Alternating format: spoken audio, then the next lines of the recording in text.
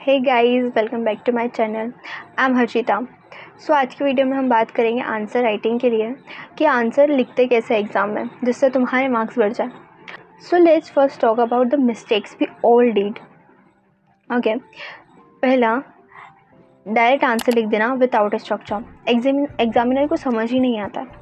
अगर 3 नंबर का एक आंसर है तो तुमको वहाँ पे थोड़ा सा इंट्रो तो देना पड़ेगा। 3 पॉइंट्स लिख के कंक्लूजन दे दो, थोड़ा बहुत लिखना पड़ेगा। अब पता चल रहा है कि तुमने 3 पॉइंट्स के आंसर में तुमने 5 नंबर जितना लिख दिया, फिर मार्क्स कटेंगे ही ना यार।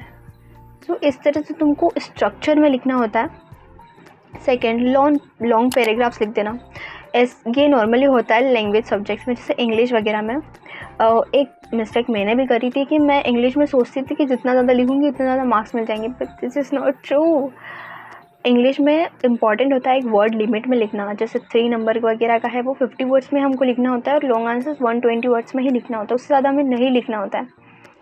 सो वो हमें ध्यान रखना पड़ता है।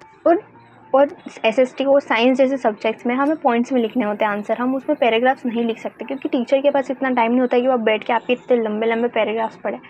आंसर पॉइंट्स में लिखो, वो ज़्यादा क्लियर और नीट लगता है।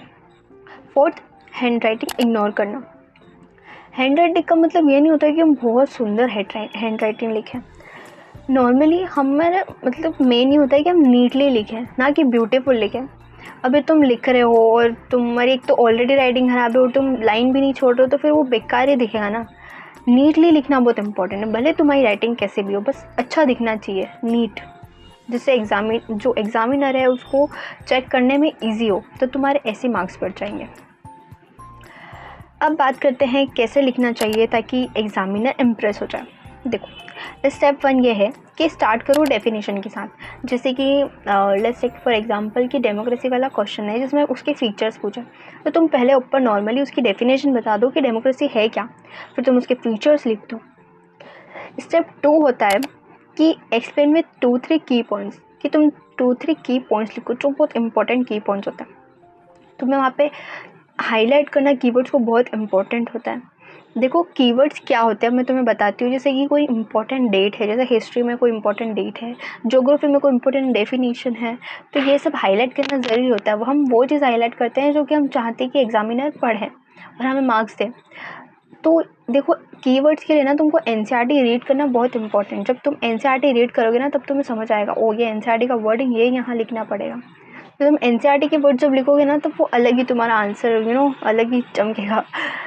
And step 3, end with a conclusion line. Simply conclusion line लो कि तुम्हें ये लगता है कि हाँ ये ऐसे है, कंक्लूड एंड बस एंड कर दो क्वेश्चन।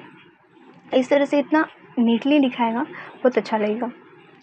और देखो, अगर 1 मार्क का क्वेश्चन है तो तुम 1 पॉइंट लिख दो सिंपल सा, और 2 है तो 2 पॉइंट लिख दो, 3 है तो 3 पॉइंट लिख दो, 5 नंबर का है तो 5-6 पॉइंट लिख के कंक्लूजन लाइन लिख दो बस। Bullet points, underline keywords and keep margins, ये छोटी चीज़ें ही मार्क्स दिलवाती हैं। सो गाइस रिमेंबर, एग्जाम में मार्क्स लिखने से नहीं प्रेजेंटेशन से मिलते हैं। So if you like this video, like, share and subscribe my channel. Bye.